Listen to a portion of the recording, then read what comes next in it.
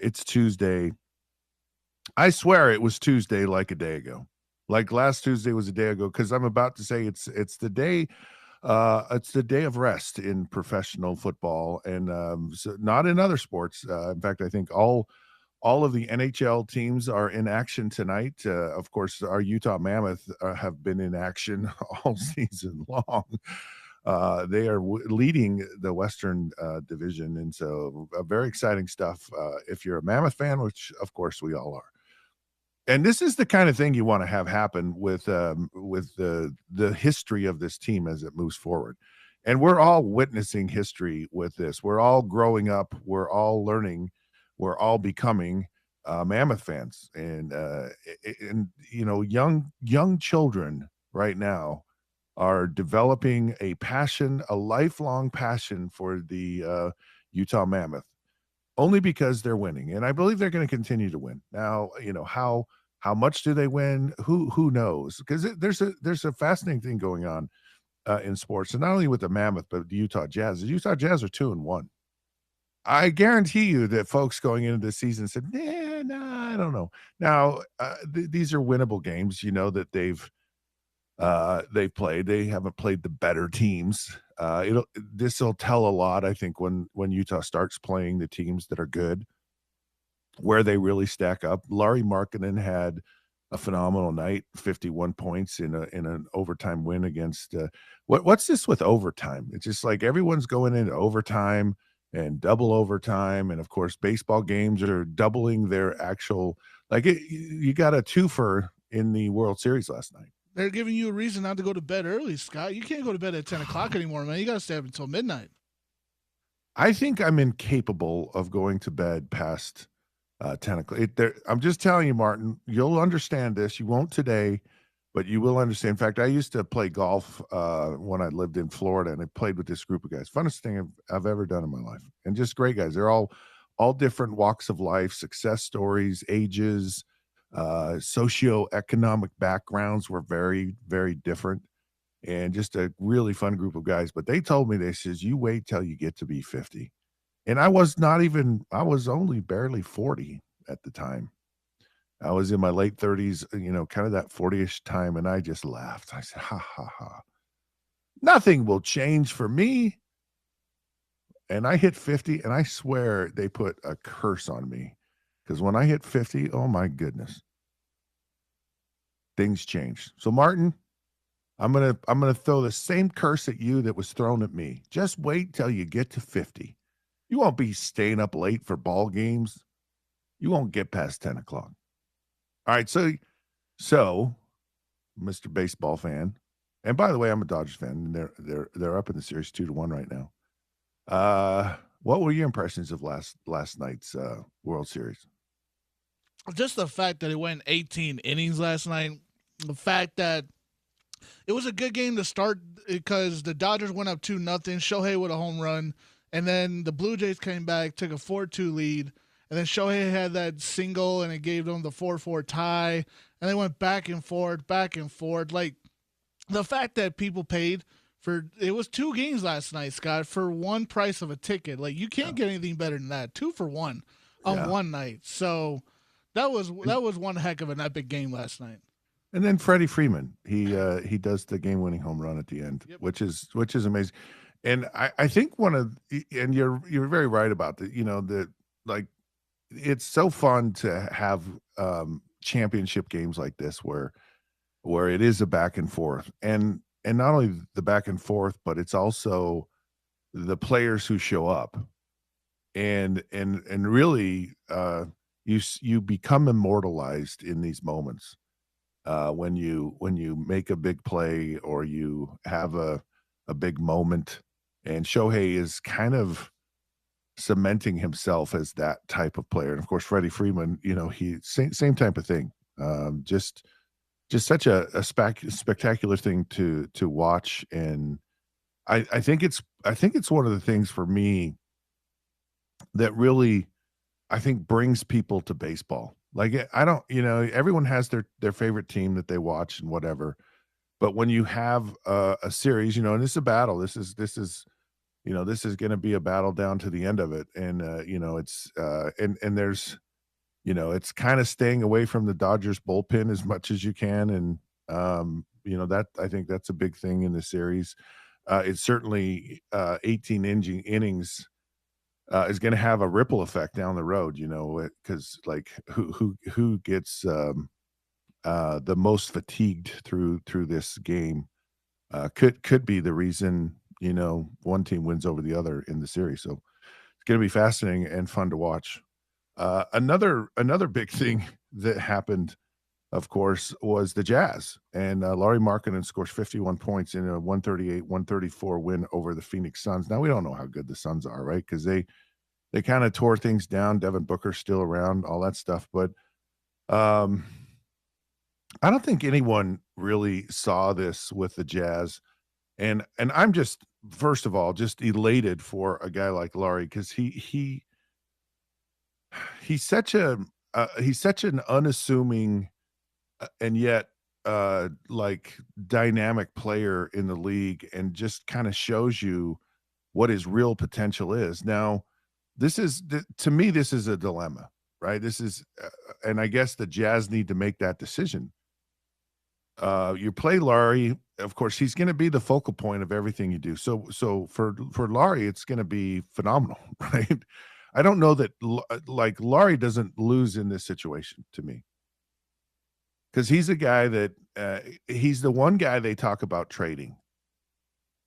But the question is do you want to trade him? Because he so fits the Utah Jazz. He so fits the persona, the whole, just who the Utah Jazz have been. Now, maybe Danny Ainge and Smiths don't want the Jazz to be that team. Did I say Justin's? You said the Smiths. That's good enough. I just said the Smiths. Okay. I was going to call him Justin Smith. Justin Smith, by the way, was a teammate of mine with the Cincinnati Bengals. Anyways, the Smiths, I was going to say Joseph Smith. Now that's a totally different conversation. Let me ask you this question, Scott. You want to ask a question about Joseph Smith? Let's talk about it. Let me ask you this question about Lauri. Don't the Jazz, you're talking about maybe trading them or not, and the Jazz have been talking about that for a while. Don't they think they should thrive off of these underrated stars? Because Lauri went from Chicago to Cleveland, got sold off by two teams, never was supposed to be this type of guy. And now he's blossoming because he is the true one in Utah. Nothing's holding him back. There's no coach telling him to take his foot off the gas. And no team is telling, no one in the building is telling him to do that. Like, shouldn't this be the star player you show off? Well, yeah. I think everyone says no. Like, he's not the superstar, right? He's not the guy, but maybe he is. Like, maybe he might turn into that player. And this is the fascinating thing about Lauri, because they kind of held him out last year so they could tank, and now they're not. And so if he plays great like he's playing, which I think everyone expects him. I mean, he's one of the top players in the NBA. He's a really good player. Like, he's an all-star worthy player in the NBA. And so if the Jazz, they're going to feed him the ball. Like, they're not tanking this year. They're not trying to tank. And all of a sudden, he becomes either a really, really solid foundational block, because this team, if it's going to make a move, it's got to make a move within the next few years to really do something. And that move is, and right now, I don't think the move is in the draft. I don't think the move is a tank, because you just don't know what you're going to end up getting. And I think they feel fairly good about this big group of talent that they've assembled, and now they've got to try to mold it and develop it and see if someone really rises above the ashes in a big way for the Jazz. But the move to me is to take the picks you have and go find an SGA, right? Who is that guy that just took. He was that one piece that just took them to a championship. And I think the Jazz need to kind of get close to that championship. And maybe Lauri staying here is part of what gets them close, or gets them competitive, or gets them close to the playoffs, or maybe gets them into the playoffs. Or maybe he's not. Maybe they go, no, we think we can trade and gather some more picks, or maybe get a different player, right player, or maybe get a superstar if we throw in a Lauri Markkanen. And I just think it's fascinating. And there's so many options with Laurie right now. He's a guy you go, okay, well, he's a foundational piece. We're going to keep him, or we're going to just showcase the heck out of him so that we get the maximum value if we do trade him. And I just think it's a really intriguing kind of puzzle piece or chess piece that the Jazz have with Lauri Markkanen. And I would hope, because as a fan, you start to like these people, right? And I love Lauri Markkanen. And it's like, well, I want him around.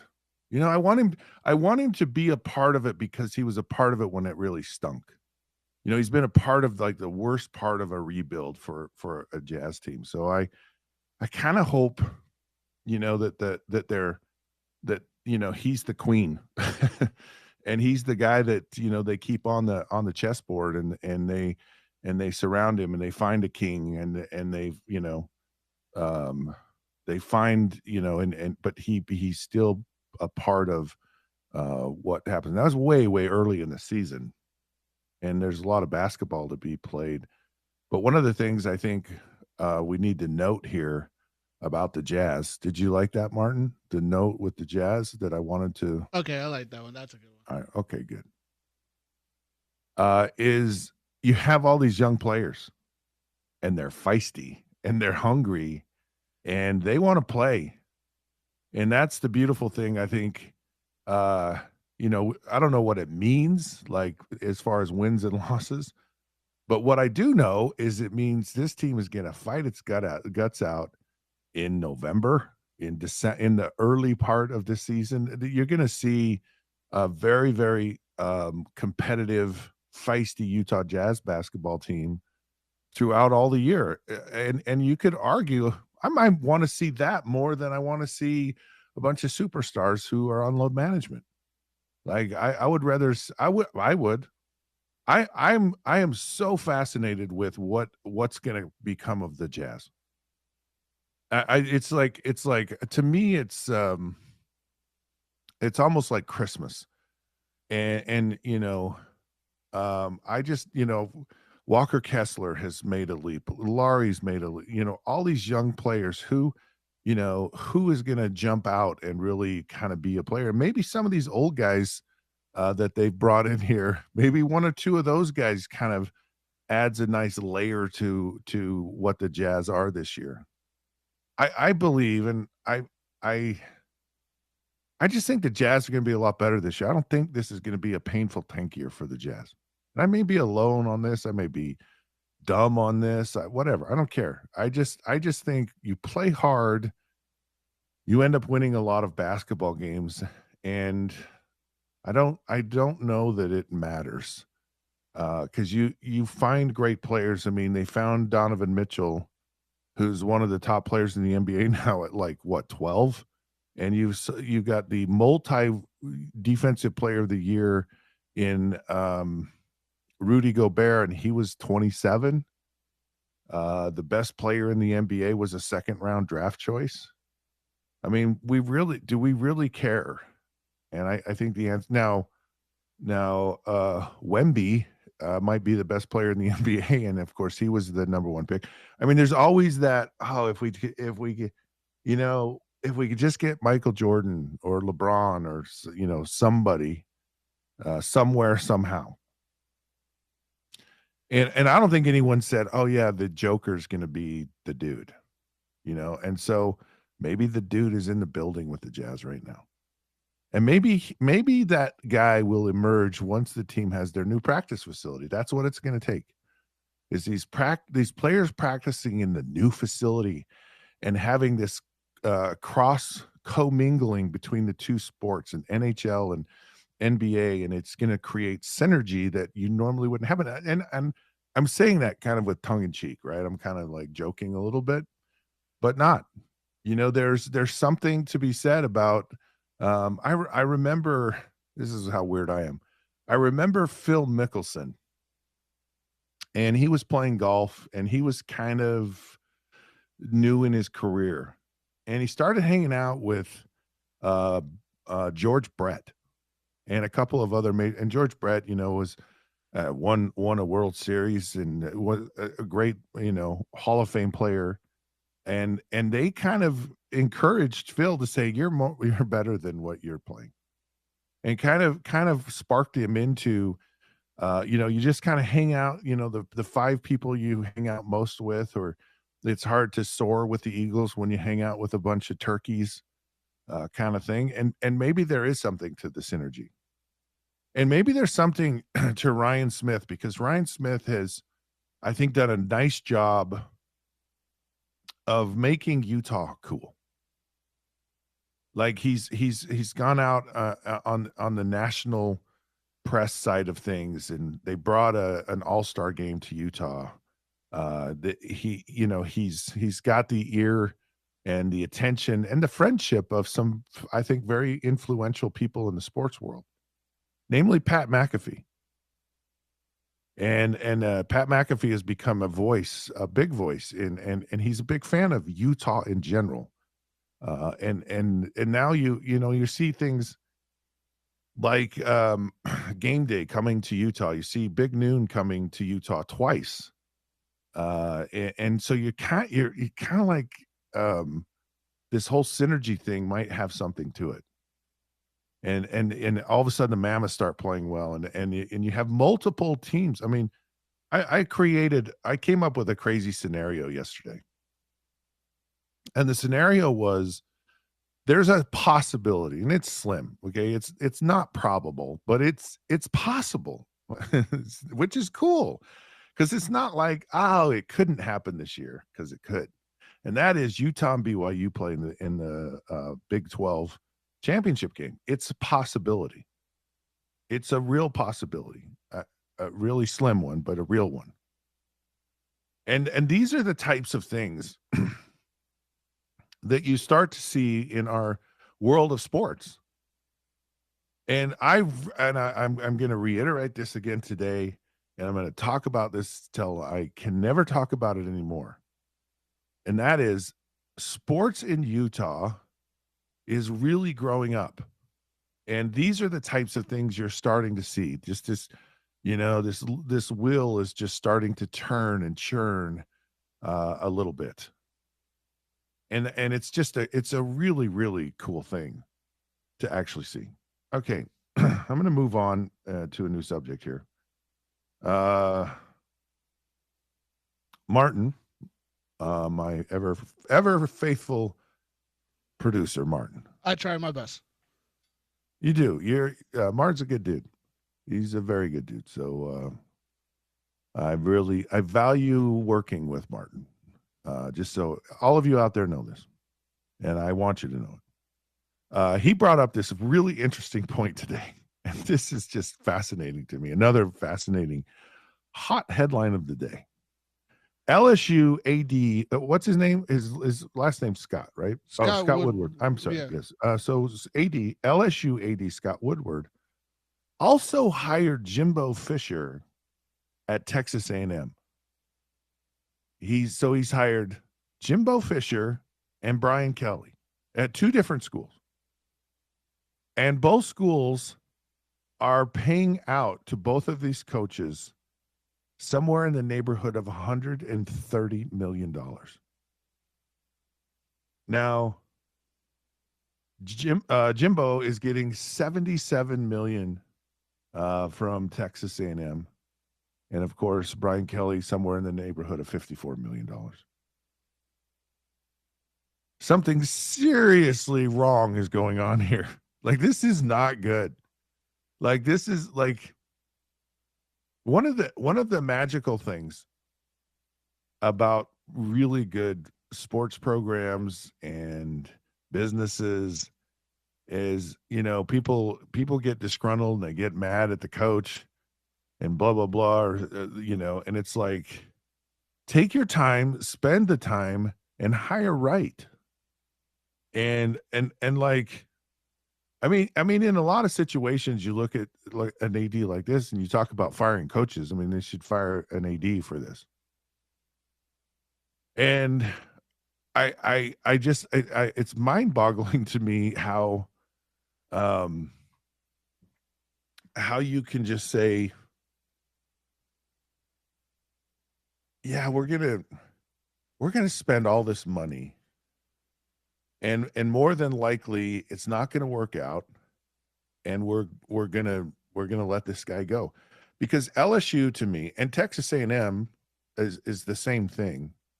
Texas A&M might have more money than God. Like, and maybe that's why they can do this. Maybe it's why LSU can do it. Maybe it's why they can be so frivolous and just whatever with the the coaches that they have or get. I don't know, but in the world where you kind of need money to get a program together, it seems like it really puts you at a disadvantage and in a hole not to do this. And so, how do you spend more time up front and find the right guy? I mean, this Cicerone in Indiana. Why, what did it take? Like, that's what I would study. If I'm an AD, I would go, who now, who is, and it's not so much who's the hot new guy right now, because you look at Billy Napier, he was hot. LSU or not the Louisiana Tech Cajun Raging Cajuns, all the boy, and in my mind I go, it just doesn't feel like it fits Florida. It just never fit. And Brian Kelly, I don't know, he never felt like he fit. And maybe he was overhyped because he's at Notre Dame, and maybe everything in the world is overhyped at Notre Dame. So maybe you need to be a little bit more careful, because it's always about these guys were hot somewhere for a minute. You look at Rich Rod, who was hot, and he ends up going to Michigan, and it's like, wow, what? It just, that the fit of things is just not right. And former athletic director Chris Hill, who listens to our show, and I ran into Dr. Hill actually before the game Saturday. We shared an elevator together, and I've always been fascinated by the hires that he did at Utah, and the firings too. I mean, my coach Jim Fossil went on to be a Super Bowl leading coach in the NFL, long career, but he fired him, and he probably was rightly so in doing it when he did it, and it was a hard thing to do. And then he brings in Ron McBride, who really changed the whole trajectory of the program. He brings in Rick Majerus, who's a lightning rod, who was a pain in the butt, who lived in a hotel, never even got a house. But he took Utah to a level in basketball, to an NCAA championship. And of course, he hires Urban Meyer. I've just been fascinated by, firing and hiring guys and coaches is an art. And or maybe you're just I mean, you don't get lucky that many times, right? You figure you're doing something right. And he didn't get all of them right, Chris Hill, because none of us do. As perfect as we want to be, we're humans, but more right than wrong. And I just and I think and maybe these programs just don't care. They're just like, hey, we have more money, we just don't care. If we have to buy out a coach, fine, whatever, we'll do whatever. But I don't know that my buddy Nate Orchard, and we all know he's just recently inducted into the Utah Athletic Hall of Fame. He's the mayor of Sac Lake City, local kid from Highland High School, NFL superstar. And you've also heard about Advanced Window Products. They're Utah's #1 window replacement company. They now have a fall special. You can get $2,500 off when you buy 10 windows or more. That, I'm telling you, is a great deal. And they are a local Salt Lake company operated by Nate Orchard, mayor of Sac Lake City. He's using his skills to help Utah homeowners save on energy bills with the most energy efficient windows around. I'm sold. I'm really sold, because he put them in my house, and they've been phenomenal. In fact, I've had to have some adjustments made to the windows, and they were awesome. They really stand by their product. Just call Advanced Window Products at 801-850-9100 or visit advancedwindows.com. Don't miss out on $2,500 off when you buy 10 windows or more. Do it. Give the mayor a call today, 801-850-9100.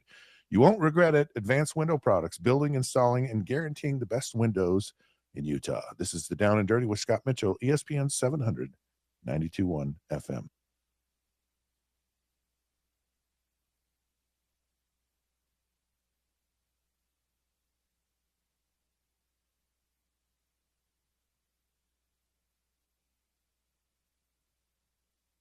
Perfectly clear. Yeah, so Perfectly clear. yeah, so I'm gonna look up movie, famous movie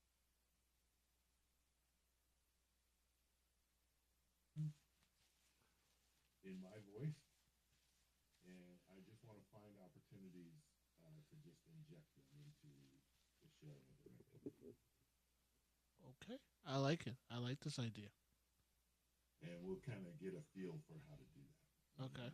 We'll practice it over time. Yeah. I like You this. sit there and just push the buttons. Oh, I like not that. coming in clear. Okay, where's that coming from? Willy Wonka and the Chocolate Factory, TV Mike, and he gets converted to a little tiny miniature version of himself. And as he finally gets shrunk, his first words are, "Am I coming in clear?" Meaning, "Can you see me on the TV now?" Because I'm famous. It's a famous line from the old Willy Wonka. Oh, the old Willy Wonka. I'm like, I don't remember that from the because I grew up on the new version because I was that. I was that. Go retro, dude, because I know you kind of are a retro person. I am. I gotta put it back in gear. We gotta go.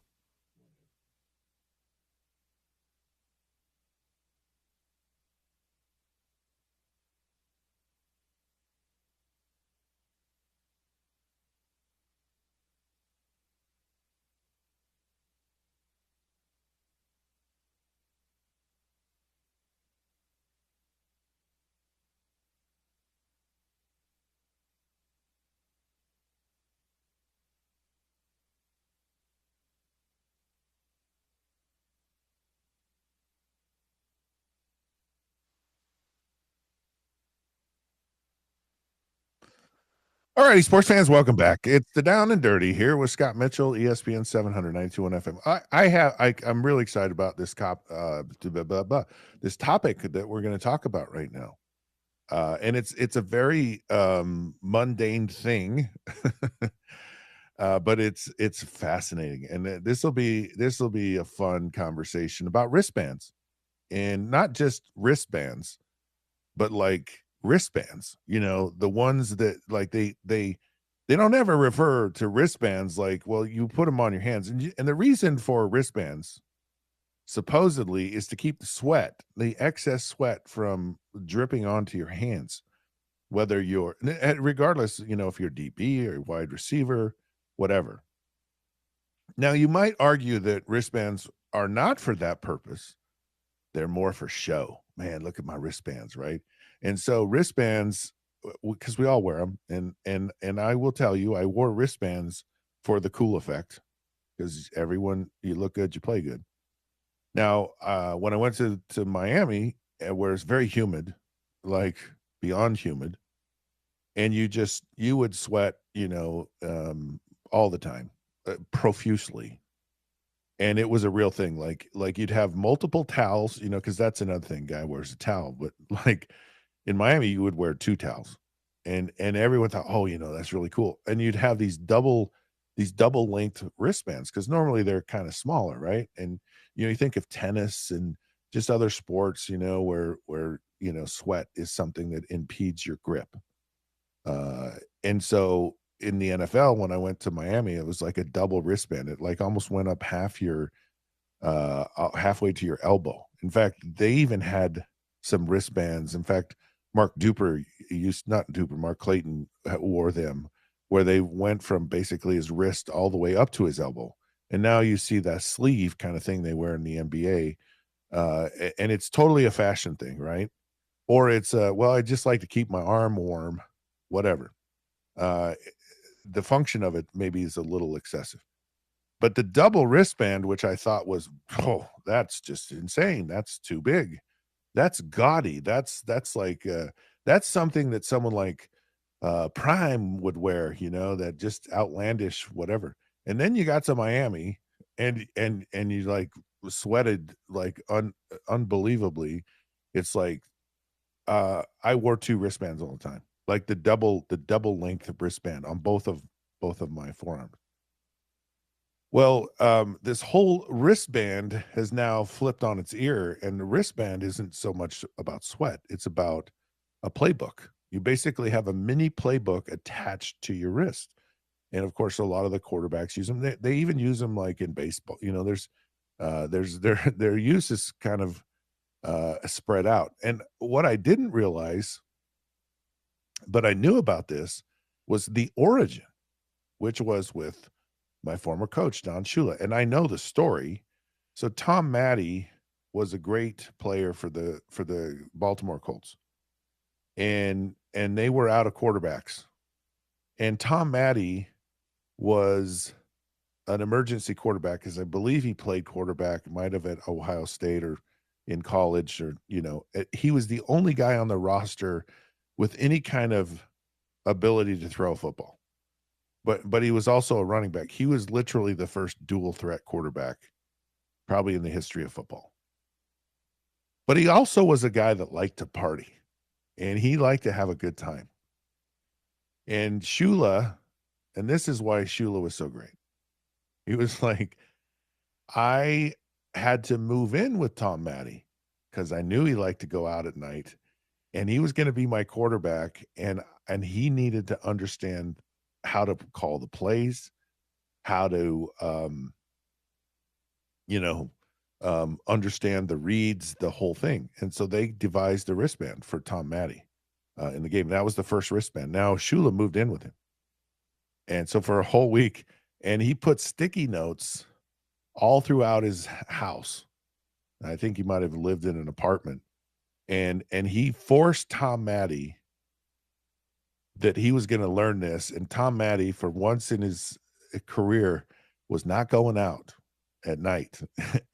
and so this is a famous story for Coach Shula. And they won the game with Tom Matte at quarterback. Now they had of course, the famous Johnny Unitas, and I believe, I don't know if Earl Morrall was there. I think he was. Anyways, they both got hurt at the Colts. Of course, Earl Morrall went with Coach Shula to Miami and was part of that 72 undefeated season. But so this was kind of the advent of the wristband. Now, to my knowledge, I didn't hear of or know of the wristband actually coming into play in the NFL until kind of later in my career, except for when I went and played in the World League. So I was a member of the Miami Dolphins, and one off season, I begged the Miami Dolphins to let me go play in this developmental league because I sat behind Dan Marino, never got to play, and I wanted to play. I wanted to do anything I could to get reps and to get on the field. And people laughed and mocked me for going to the World League. You're a real NFL player. You don't need to go to the developmental league. That's for players who can't make a roster. And I said, I don't care. So I go to Orlando. Our coach is Galen Hall, and he devises a wristband. And so for the first time in my career, I wore a wristband in the World League. And not only did I wear it, our entire team wore it.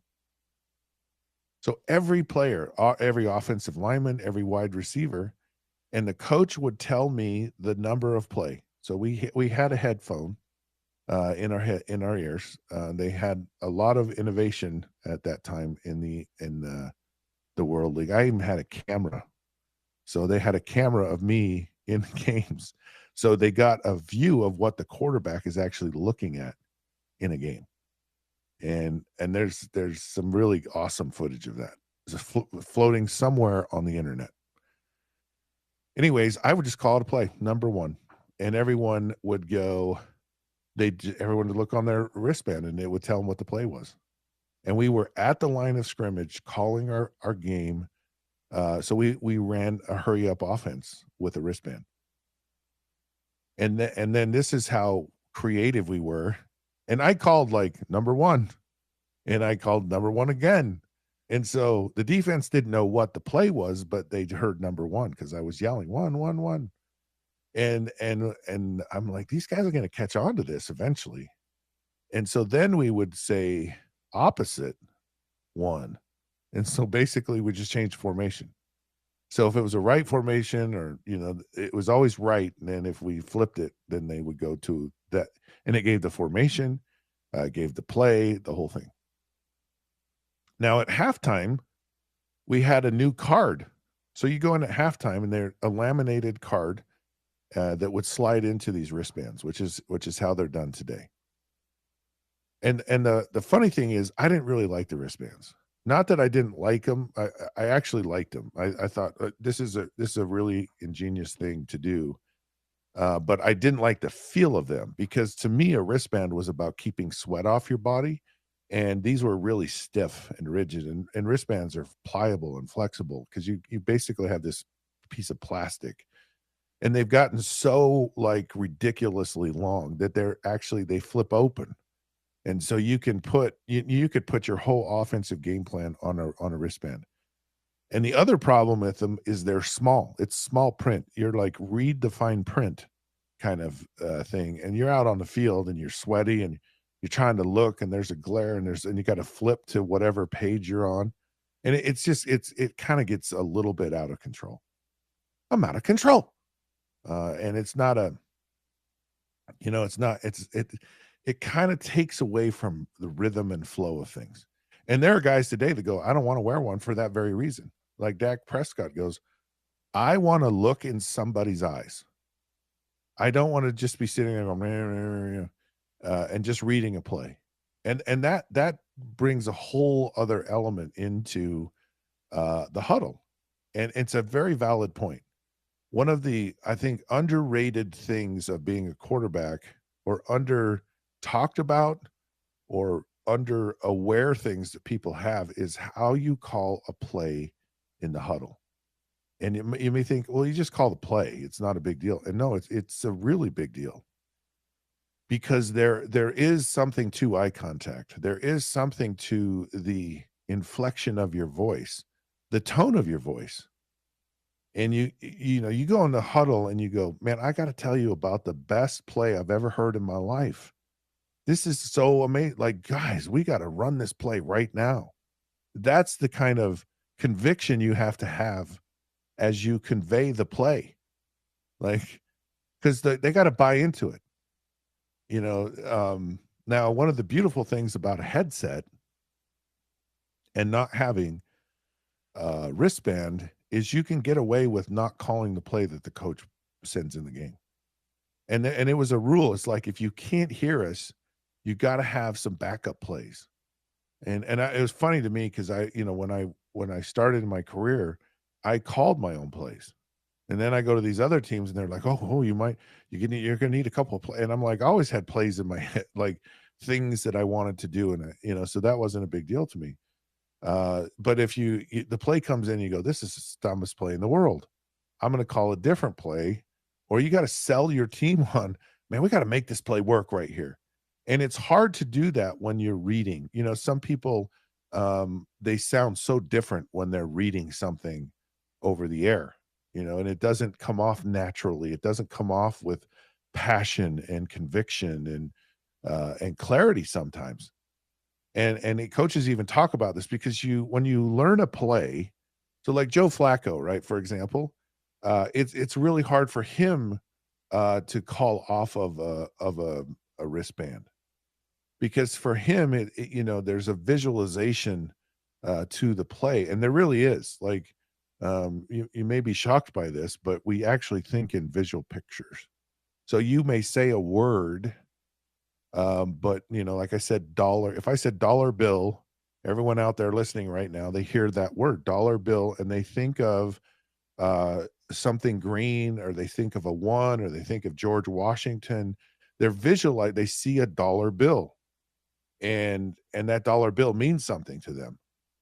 They don't, when you say dollar bill, they don't think in their mind the words dollar bill written out. And so there's a visualization to how we process information. And a lot of times by reading the play, you lose that visualization. You lose kind of the real meaning of what you're trying to do. And a lot of the purpose in today's NFL, why they have wristbands, is because the plays are wordy. And they'll get and a lot of times the plays are multiple plays. So they call it like a check with me, meaning at the line of scrimmage, check with what I'm going to tell you. We're either going to run this play or this play. And you got to tell them what the play is in the huddle. So one play might be a run, and then the other play might be a pass. And so you've got to, and that's a lot of information, and you don't have a lot of time on the clock. So you've got to you got to get it out quickly, and it does save a lot of time. The wristbands are extremely efficient, but it's not just as simple as, okay, I'm going to read you this play and we're going to execute it. There's a nuance to calling plays, and it's a very real thing. And it's one of the things that, and I'm sure you've all watched John Gruden and his quarterback coaching guru kind of thing, and he's very big on this, but it's a very real thing to be big on, that you have to convey and you have to convince everyone of what you're doing. And so there is something to your demeanor in the huddle, the fact that, you want to, look people in the eye and tell them with conviction what you're doing. And the hard part too is that you're kind of semi being a coach. So you go, okay, guys, we're going to do, check with me at the line of scrimmage, slot right, flutter, 92 Bob Trey O, or flutter, scat right, 565 F pose swing on 2. And so you said all this stuff. And that's a real thing, by the way, what I just said. But and so you've told them, now you're walking in the line of scrimmage going, okay, what did I just say? Because and I used to forget the snap count all the time. Like I would always forget, because I'm thinking about the play, I'm visualizing the play. And you have a whole system of checking to what the snap count is. You can change the snap count at the line of the snap count is a whole thing. We may have discussed it on the show before, but so all these little intricate things, and this is before you ever snap a ball in the NFL, and it's complicated, and communicating and getting stuff to people is a big freaking deal. And quarterbacks who are really good in the league are really good at conveying this information. Now, the smart coaches keep their verbiage down. By the way, the 49ers used to, they had concepts, right? The West Coast offense was about concepts. And so all you would get is the concept, and the formations were memorized every week. So every quarterback had to memorize the new formations of what the plays they were going to run that week. And that's a lot on a quarterback, but that was kind of the thing the 49ers did. All right, we're going to take a break. We come back. Oh, man, I don't know which way I want to go with it. By the way, I'm 36-7 on the year. So the Chiefs won. I picked the Chiefs over the Commanders last night. They won on Monday Night Football. Travis Kelce has now become tied for the lead in touchdowns in a career at the Kansas City Chiefs, and he just marches on. Chiefs are making a move. So good luck to my friend Rusty Keys, 103 or 100.3 FM. Anyways, go Chiefs. And of course, the voice of the Utes, Bill Riley, is a Chiefs fan. We come back. I'm going to flip a coin on this one because I got some really fun stories to talk about. So we'll do that when we return. But before we leave, one more thing. Wade Vision, my friends, changed my vision. If you want your vision changed, go see them. They are amazing. Really, I just can't even say enough about how well I was treated, how they took care of me through the whole process, through doing a complete workup on my eyes. It was very, very in-depth and fascinating what they did. They came up with the best procedure for me and executed it brilliantly. And it's changed everything. And if you have any vision problems, go check them out. They handle all different types of vision correction surgery, and of course, Dr. Waite is fellowship board certified in refractive lens correction surgery, which is what I had. And I can see close and I can see far, and it's amazing. So, waitevision.com, WAITE vision.com. This is the Down and Dirty, ESPN 791 FM.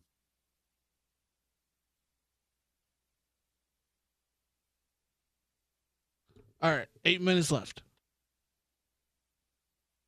Heck yeah, that was. That is interesting. You know, the next evolution with that wristband would be to create the whole entire game plan and just let the quarterback pick it without the offense coordinator talking into their. That's what they used to do. Yeah. Yeah, yeah. And then with how if you have something on the top, then you flip it and you have something on the back side of it, and then you had another page, and you had something on the top of that, and you flip that over and had something on the back of that, and then you had something on just the part that went up against your wrist. You could 1,000% have the entire game plan on your wrist, because you could start with like 1st and 10 passes and runs.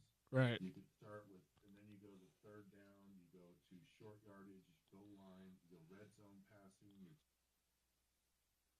and that's pretty much what they have on their sheets. And you can totally do that. Yeah, I agree. 1,000%. All right, got to put it back. Now, what's odd is it gets clunky, and that's what I hated about wristbands. They were just a little clunky. Maybe instead of the offensive coordinator having that big ass clipboard in his hand, that should be the quarterback's. That should just hang on his butt. Yeah, just flip it around. Yeah, why not? Yeah, I agree. All right, I got. They could actually make it not a clipboard, but like a laminated sheet. Yeah, I agree. I got to put it back in here. We got to go.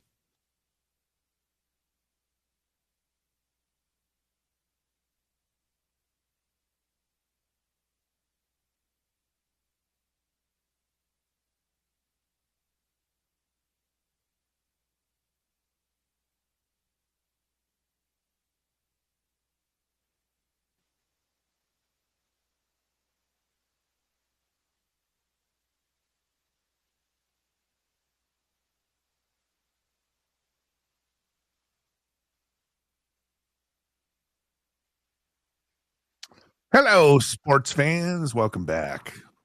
It's Down and Dirty. Scott Mitchell here, ESPN 700, 92.1 FM. 92.1 FM, your favorite show. So I think we all like to do our little accents, right? And whatever they are. I have an Indian, so from India accent. I'm not going to do it on the air. And I've done it for years. And my son, Zach, my youngest son, Zach, I used to coach his little league football team. And his teammates would ask me to, and my son would to do my Indian accent as I coached them. So the whole entire practice. And it was fun. And it was funny. We had a good time. But I interviewed a Nobel Peace Prize winning doctor from India. And I didn't interview him in an Indian accent, but after I was over, I said, I do an Indian accent. And he said, I want to hear it. I'd love to hear it. And so I did it. And he goes, you it's a Southern Indian accent. And I said, really? He says, oh yeah. I go, there's such a thing. He says, we have all kinds of dialects with our language throughout the country. And so I'm a Southern Indian dialect speaker. So there you have it. I hope you enjoyed the last segment talking about wristbands, because I'm telling you, I could talk about that stuff for hours. And it's so intriguing and it's so fascinating. And it's really part of why I do this show is I love to be able to give those insights to things like that, because you see the wristbands and you wonder what they are and you wonder what the players really think about them. And it's not just, oh, every guy loves them and everybody uses them. Like there are players that go, I'm not touching that thing with a 10-foot pole. Like it's clunky, it's awkward, it throws off my emotion because players are really sensitive about kind of how everything fits. Like your uniform, most quarterbacks will have shoulder pads. They're the same set of shoulder pads their entire career. I did.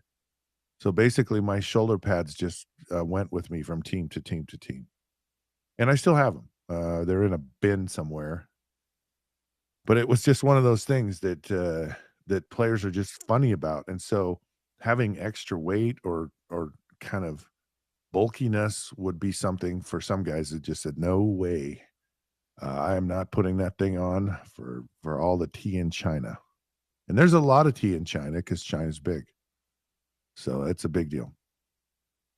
I'm debating on what I want to talk about because I want to talk about these things, and I just don't know which one. We'll go with this one.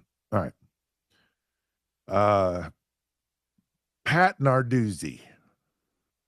Of course, he is a very opinionated coach for the Pitt Panthers, and he's come out and been very boisterous about many different things.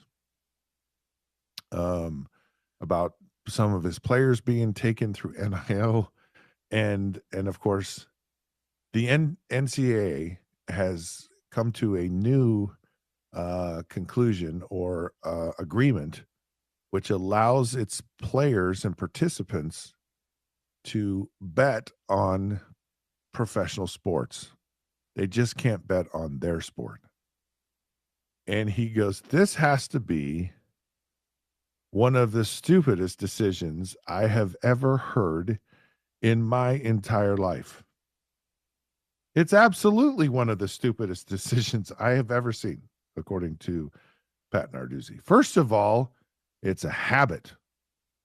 It's no different than smoking, drinking, doing drugs, and it's a bad habit. I don't think anyone here encourages you guys to go out drinking and getting smashed on a Friday night or Saturday night or at a ball game. And actually, he brings up a very good point there. So, current NFL player, now I'm sure they're going to have to include college players because they have NIL capabilities now. They are not allowed to promote alcohol. So a current player cannot do an advertising commercial for beer. I mean, that's all they advertise. Well, I guess there are other alcohol advertisements, but basically beer. Now, beer is sold at every venue. It's a big part of NFL games. There's a massive intertwining relationship between beer producing companies in the NFL. Some of the best commercials they've ever had during the Super Bowl, of course, are the Budweiser horses, right? It's an American tradition, but as a current player, you cannot endorse it. And I agree with Pat Narduzzi on this whole subject of gambling. And I guess they're just saying, look, we don't care if the players drink in the NFL. Maybe underage drinking they care about. But we're not going to promote it. We're not going to encourage it. And to me, and I think to Pat Narduzzi, he's saying, by allowing these players just to gamble, you're promoting it. And why would a player not be able to get some kind of endorsement deal with some gambling, app or outlet or service or whatever? Because the NFL, I'm sure college football somewhere along the way either has or will have a relationship with a gambling service. But it makes absolutely no sense to me whatsoever that they're allowing these play. And maybe you can't control it. I don't know. Maybe I'm just living in a fairy tale land thinking that that you can control this. Like Like, if they're not betting on your sport, it's okay. Now Pete Rose apparently wasn't betting on, well, he was betting on baseball, but not his team. And that's the whole point, is that with so much ease of access, how you Gotta go.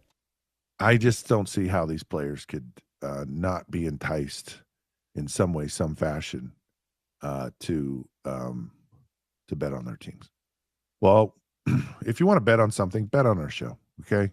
And please come back tomorrow because 'cause we're done for the day. Thank you so much for tuning in. This was a fast one, but man, it was a fun one.